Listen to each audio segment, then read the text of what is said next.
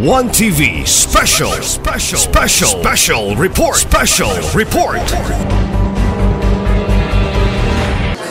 Kung sa'yo mahimo sa DTI, palangitan ako, sa kapalit ko sa kan, baka ng online platform, deliver sa kuha. Pagkatapos yung blank po ni seller, kay ihang baligaan ako, wala siyang ikuhan sa atong platform. So, di na ako mag-complain. Kay, di na ako kunin niya, panangitan ko sa platform, kaya itong platform, di na ako sila. May chance ko mag-complain sa inyo. Sir, unfortunately, sir, kanang imo ang sitwasyon, wala gyud mahimo si DTI. Daghan na-indol na sa akwa, real story ni sir. Dako-dako siya ang mga consideration. Nagpalit siya, purchase online through Facebook. Dili siya legit nga, dili siya marketing platform. Pareha imong sitwasyon, sir. After the transaction, ano na siya, it's either online, credit card, or COD. Na-plaster na. Nagka-problema siya sa product. Now, ato siya DTI. So, akong research na ko itong iya ang seller. Unfortunately, parehan mo, dili na yun siya ma-search. Kaya dili lang siya gi-block, nag-deactivate na yun ang maong seller. So, na-check ko yung mga nasa. Muna giingon nga, tanang konsumante, gawas nga katong tips nga gihatag ni Ma'am Luz, mas maayog yun nga tuta mo kuan katong legit because ni si I'm not promoting Lazada or Shopee or OLX, pero sila man goes naa sila list of merchants. They can delist, they can blacklist. Or sila mismo mo facilitate sa refund or replacement. Okay, thank you. Sorry ko sa ako ang copy ko. Naka-stay lang ko siya ng silver. Follow-up lang ko sa ako, sir, about sa kanig sa Bangko Sentral. Gusto ko pumunta na, sir, safe ba mag-invest sa atong mga e-wallet platforms? Nagpuro ba kayo sila interest rates compare sa bangko? Okay. Ini mga e-wallets, basta registered sa Bangko Sentral, safe yun na siya. Okay, regulated man nato na siya. Now, ang reason nga nung taas ang ilang interest over sa traditional nga banks, kaya wala man good sila physical office nga gi-maintain. So, buta sa bot, ang ilang overhead cost mas lower. So, muna na maka-offer sila og mga competitive interest. Muna sila mga e-wallets o kanang mga digital banks na naapod tayo registered din sa Philippines. Gusto may mas sir? Short-term lang o long-term na investment na natin? Yun ani. Ang investment, pag muhisgot ganit ang investment, dapat kuan yun na siya, ang imong investment horizon, long-term. Long-term. Nga naman, because, especially sa atong mga ordinaryong mga tao, dapat ang atong i-invest are only katulang amount that we can afford to lose. Huwag pasabot na kung sa usa ka buwan naatay extra nga 1,000, katurang extra nga 1,000 paoy atong i-invest. Okay. Kung ang investment manggod, dili na siya ingon nga sure ang return. Depende sa merkado. Labi na ko ang imong investment is stocks. So naay panahon nga ang kinimangkong stocks is a market of sentimento. Okay. Naay panahon nga taas. Meaning to say, nindot ang performance sa stocks. Napoy panahon nga ubos. Panalitan karon na world leader, ingon nga, nag-init yung ulo, ingon siya nga, istorya rin niya, gubaton na ko si Country X. Bisag wala pa to niya gibuhat, jittery ang market mo ubos ang stock. Karon ko ang imong tanan nga portfolio, gibutang ni mo dito, malkansi ka, especially if gipalit ni mo siya nga mahal. So kano sa man maayo mo palit og stocks? Gawas nga, katong giingon ako ni mo nga, giingon ako nga, we invest lang ta sa itong amount na we can afford to lose. Maayo mo palit, kung maayo mo invest, kung diha sa stock market gani kung ang stocks barato. Tungod kay ato na siyang hulatan nga ang stocks mo taas. So, hinay-hinay ta mag-invest 1,000, 1,000, 1,000. Dili na ito mamalayan, nindako na siya. Okay. Now, also, kung mag-invest po ta, dili na ito iputang sa usalang ka, di ba ang atong industry by sector, bita na siya, may agriculture, industrial, construction, etc. Ana, dili na ito iputang sa usa ka sektor lang. Dapat atong i-diversify ang atong investment. Kay posible nga, panahon karon panalisan, ang mining low, sampo lang. Dito na ito iputang tanan. So, ang kansita. So, dapat ato siyang i-distribute sa several nga mga sectors. Okay. Now, kini mga digital, kuha na ito tanan, sir, kini mga digital wallets, mas gipasayon ang atong access sa mga financial products. Savings, investments, insurance, murag na ana dito tanan. Mauna gid na siya ang atong future. Nagpasalamat gid ni sa pangagamhanang lokal dinhi sa Ozamis kay nag-adapt po sa katang gitawag nato nga PQR Plus o kanang digital payment system. Kay mauna gid na ang path nato sa future, no? Cash life na kita sa future. Sa katong nakaadto sa gawas, may imagine lang nimo nga magbayad ka, wala na may kuha na lang card or kanang QR code.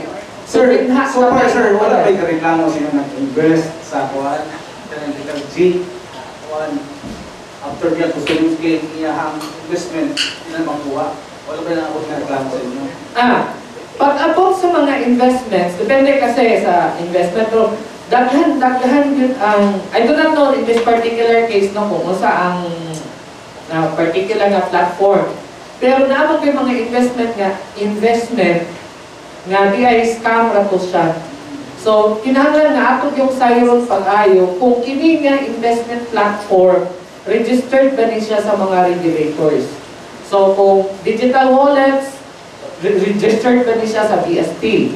Kung kanang mga stocks na mga platform, registered ba po ni siya sa Philippine Stocks Exchange. Mga ingon ana na klase. So, kita mismo na konsumante dapat mag-exert kitag effort para atong sayron kung asa mo paingon ang atong mga kwarta. Dili lang kayo mag-utang tatong attractive. Thank you sir. Last na lang sa DTI. Nagkadoon lang Pasko ma'am. Kasi atong gihimo sa kuan sa DTI para mag-control ang operation. Diba na mga price goods o mga pang-subinan na kuan. Nagkadoon Pasko. Okay, I think we will be receiving, I think, some November ba na ang price guide? Price Noche Buena. Price guide sa Noche Buena to inform the consumers.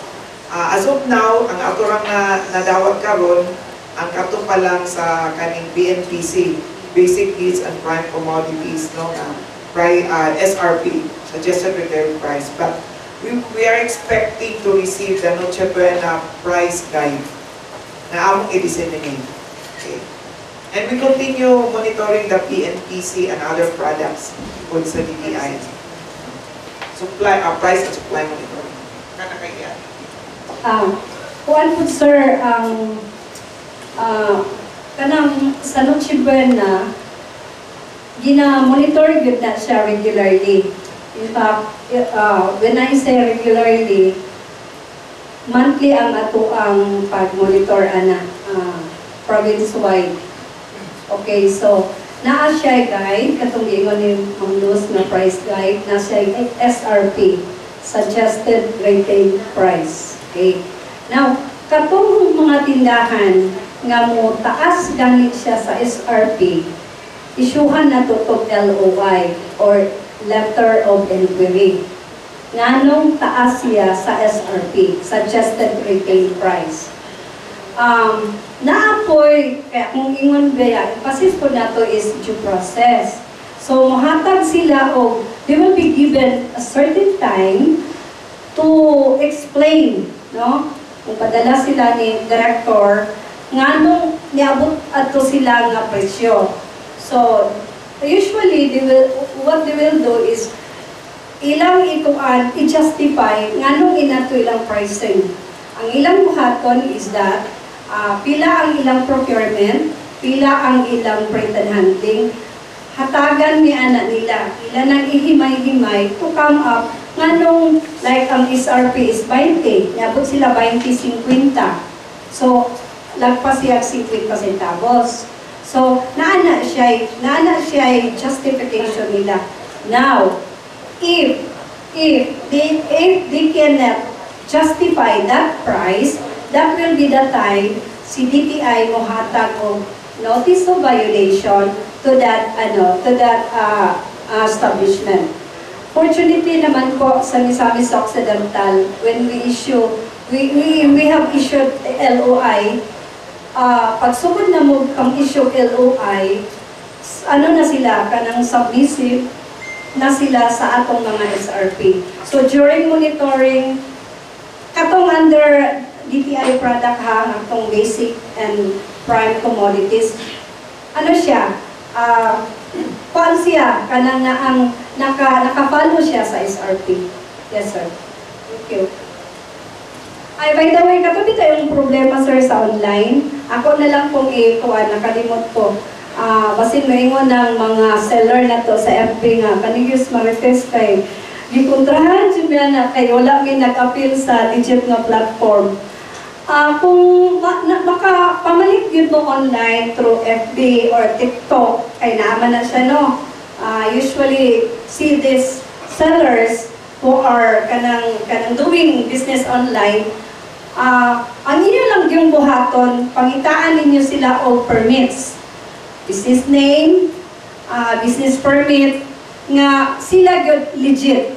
Okay? Kaya dito kung makahatag sila nimo ana, so imo to siyang screenshot, maskin pag mag-deactivate siya, naana kay data. Kung asa siya nga LGU nakakon. Maskin pag ko as Manila ana, kay kuan naman ka, online na biyata, online na. Labi na si business name, online na biya sa business name. Dito sa iya ang business name certificate, si DTI tellers siya mampoy kuan dito, makakita sa iyang details. So maka-contact na ta, madili na kagyod as in ma-close ang imo ang transaction. There is a possibility and there is a chance for you to have reklamo atong seller. Kanang. Thank you. Okay. Alright, thank you. Any more questions from our media friends?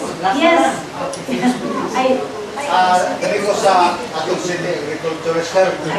Usahay makapalita og bugas sa merkado komersyal dayon inikaon na to, doon ay sagol nga inipay. Kung sa itong mabuhat ani? Problema nila. Walang kumahin. Ngayon sila, buwan 6-0. Pagkaroon nung kahiat bahaw. Nood yun, sir. Nood yun. Ngayon ang sa atong din sa manok ko daw. Sa busagol nila, gusto para natos manok. Sa bulay lang. Pero ang tao, pwede na doon na makakuan. Sa mga yun, sir. Ito dito yung kaya na kayo mga.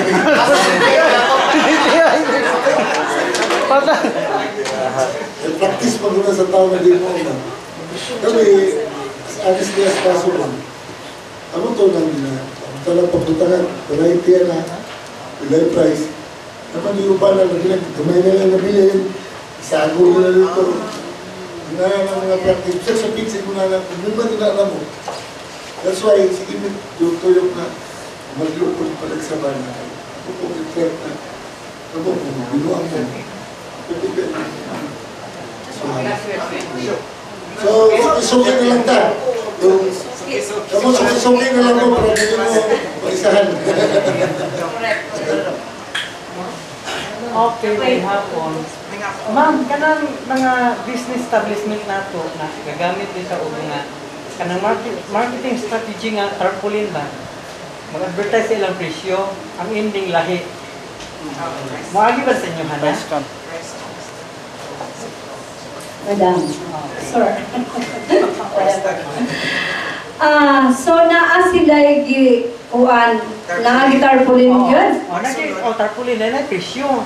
Pero kung palit ka, dili mao. Katong nga product yun. Okay. Katong sa tarpaulin tarpaulin nila, example, kato certain product, ipalit ka dito. 300. Oh. Ang ending dili 300 kay taas gamay. Taas na sila. Dili ko yung presyo pero Tuman. ang kuan good, ang marketing strategy ba? Nga mao to nga presyo. Problem ni kayo nga karni dili ko to nga presyo. Kana gyud siya, What that is is marketing strategy ba? that strategy is a gross violation of price tag law. Republic Act 7581 states that only one price ang naa sa produkto. Motong nangutana ko, same ba tong product iyang gitarpaulin dito kato imong gipalit? Kay dili gyud na siya kung unsa iyang gi-advertise. By the way po, kanang mag-advertise sila anak dapat na ay kung na-promo siya, that's a promotion, kato imong gigon strategy. Dapat na siya ay permit sa DTI. Mabuha siya. So, another violation na po siya. Katong dapat kung unsa iya ang gi-promote, mora gito nga product. First kung mao gyud siya nga produkto. So, kung maingon ka nga lahi ko iya ang misleading naman muna. Misleading. So, misleading na siya. Gross violation na siya sa Republic Act 7394, no? Sa Consumer Act of the Philippines. So, kato siya, kay dili mao iyang presyo, moingon gyud ka kay unsay mong nakita kay mao man tong kato nga price mao toy deciding factor nimo nganong mo palit ka. Now, inikabot nimo dito sa kuan kung dili mo kanjud ka nga this is the kanang price. And medyo when in confusion and everything, call DTI hotline. Okay. So, dugang po ni kang sa atong agriculture. Nalitay ko kay pag-iwan mo ganito 250 ang karne, no? sa kuwan. Pero sa tinuod lang, sir, kada adlaw man jud ko na sa merkado. Wala 250 sa merkado. Ang ilang suggested retail price is 320. Problema mo palit nga 10 ka kilo, ilang dahil ba nag 290 para di naging mahawa. Kaya di na kakatong 250. Ito na siya, kung bakit 250? I-advertise po dito. Taas ba ninyo? Pinapasuloy man ako sa mga price monitoring din. Pero sa merkado din nato, wala ito. Ay, every week, padala niya sa National Office for Price Monitoring. Kasi man na Pero katong bakay, sakto to, 400. So 450. Oo. Pero ang baboy. Pero baboy, total sa 320. Oh. 320 lang. That's why, I said kanina, babot ang 400 daw. So, katong kuhan, hindi mo kang baboy, magpamuslim na lang sa akin. So thank you. Okay, last na to. Ano ba ito nga problema? Kung sa'yo buhato ni consumer, asa siya buhato? Asa katong sa nga problema ato Yes, sir. katong problema sa Okay. Una, mamutan ako kung sa gyud no product. Kaysa ako nang ikaingon kung agricultural product siya, ato ni agriculture. Food, cosmetics, and drugs, ato ni DOH or FDA. Wa matay FDA dire so DOH, city or province. So kung katong manufactured product para sardinas, gatas, ari ni DTI. So ato lang siya sir. Cabrera. Ato lang siya mo ato sa opisina diin asa ang jurisdiction katong sa produkto. Okay? So, pwede siya manawag sa DTI, amo ra pong i-endorse sa proper agency. Thank you. Okay, wala na yung final question?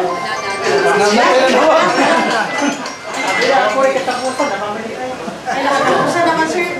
Sige, time. Sige. Use na lang kayo na lang, sir.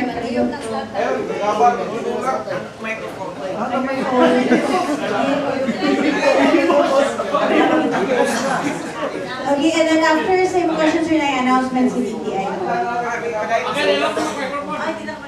Ganito lang po sana. Abis na po, consumer pagkatanan. Ato na yung mga paligya o isda. Presko kaya lang isda. Lagi po tanan. Kung saan mahin mo na ito, ano sir? Wala bitaw, sige na ko kadungog na butangan or balik. So, ako, kasi puro ko nagtatapot na ginapado or balik. So, ang pinakamayo na is, sampol, patest ko na itong laboratory ko na. Pero makita natin na positive siya sa formalin. Pwede natin na siya ma-apprend.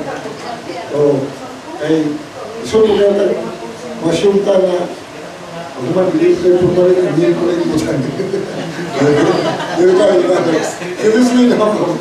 Kuhan, lahat kayo duda, kasi yung mga madugan, sunto dahil kayo, ano tayo na is-kuhan, sorry, wala po sa training mo. Pero, anyway, Sumulungog sila sa DHR, mato sila sa oh, kaya namin pagtula para kaya mga chemical bitaw to extend sa pet. Oh, yung katulong ka ng tao, tagal ko yung mga gulay, gano'n yung humulog sa ibigat pa na ba.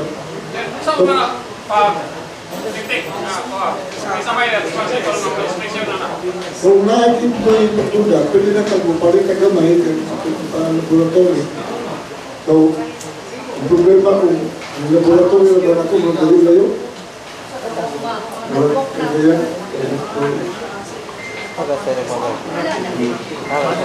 Kaya, preserve din siya kayo. Thank you so much. Sa una mo po, sir, in addition to that formalin issue, uwi pa to si ang consumer president, si Engineer Ernesto Bas.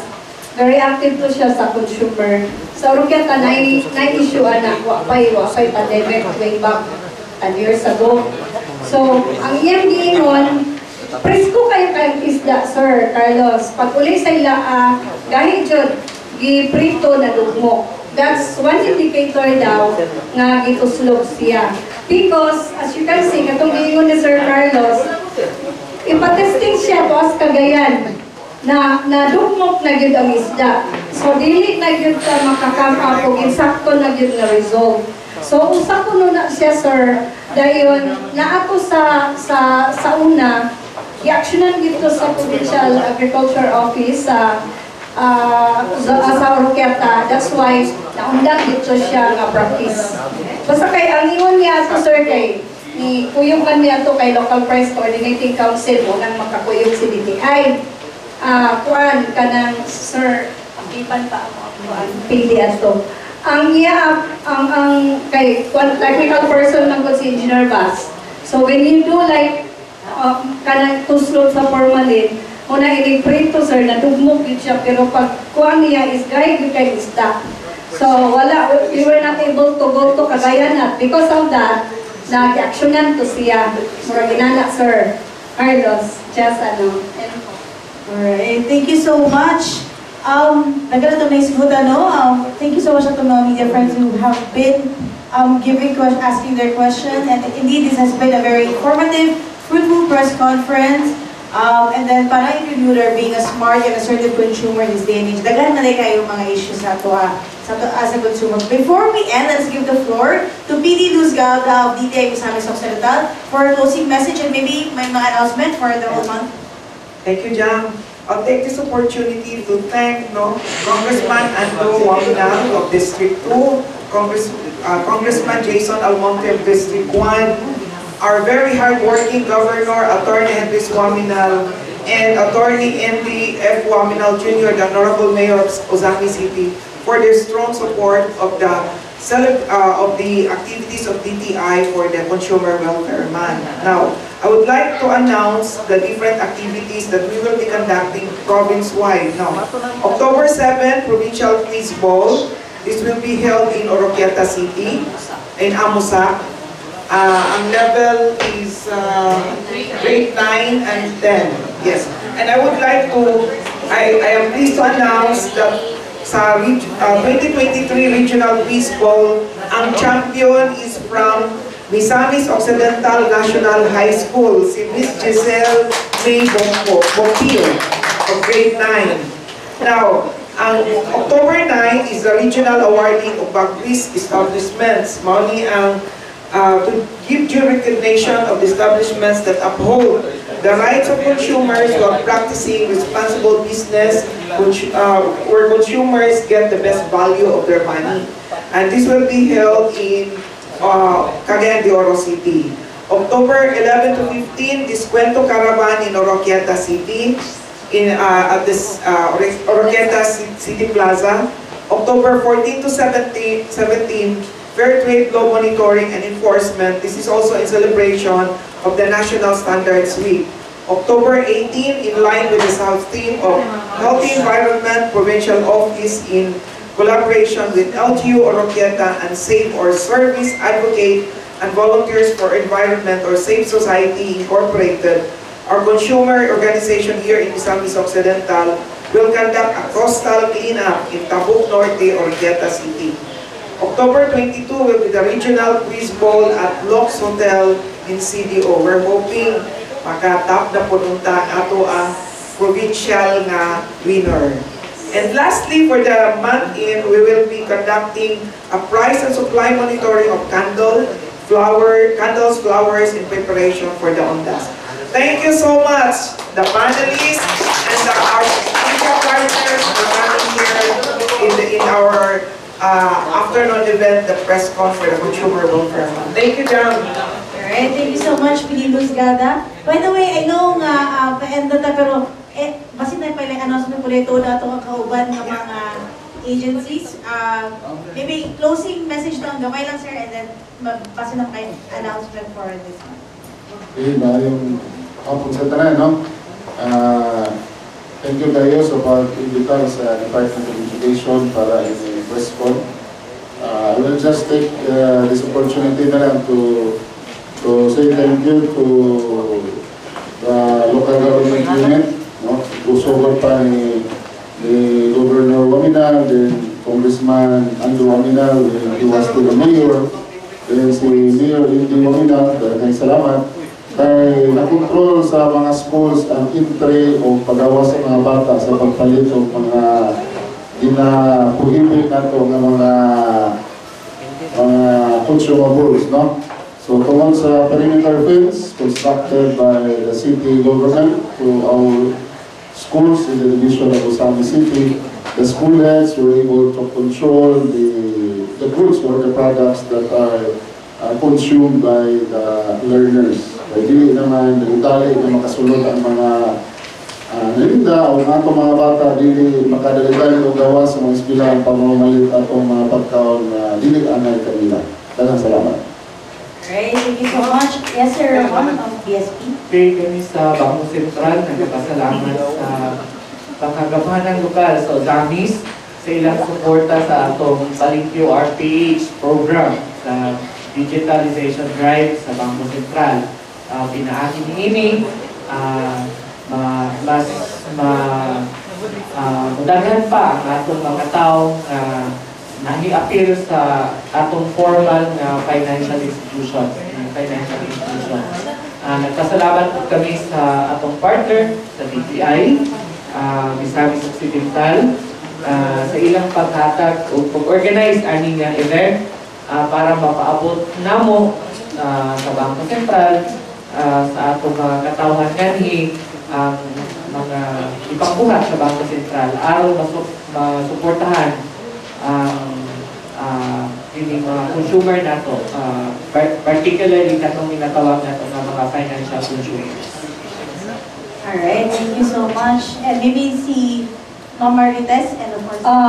Okay, so again, I would like to thank kaning ato ang long-time partners na gud nato every year, every year isang tawag lang, a message or a chat, magtapok yun din ang atong La Familia. Of course, this is the second year with PIA. Thank you Ma'am Jam, daghang kayong salamat. I would like to say lang yun nga, let's celebrate this month. We have to be smart. We have to assert our consumer rights, no? So, happy Consumer Welfare Month. sa balik-balik ko ni DTI, no? Ang mantra, ang battle cry ni DTI is a well-informed and vigilant consumer is the best protected consumers. Daghang salamat o may hapon. Alright, last but not the least, of course, atong city agriculturist. Basically, we have the right to advocate food. Total, karang Pilipino, ang nasa pagmagkakata of the poor, Republic Act 11291. Hindi lang siya physical and economic access to adequate food. Dapat healthy food po. So, sa Department of Education, ilagay mo po ng bata na umay mo, healthy food lang. Then, kapag yung means na makapalitan, gusto po kayo kung natin mga pagkaon, hindi nakapalit. Like sa Amerika, yung suon, gusto rin yung dinahan sa Amerika ng balik dyan. Ang pagkaon daw sa pupilog sa dato, ayan. Thank you. Alright, words of wisdom. Thank you so much, sir. Dapat po pasalamat sa DTI Misamis Occidental for this opportunity. And of course, sa atong mga guests who are here from BSP, DepEd, of course, atong City Agriculture's Office as well. And of course, dili ni mahimo ang press con kung wala atong media friends. Can we give ourselves a big round of applause? Alright, sa ngalan sa among Regional Head Franklin Gumapon, this is Jam Rugat of the Philippine Information Agency, Misamis Occidental. Happy Consumer Welfare Month!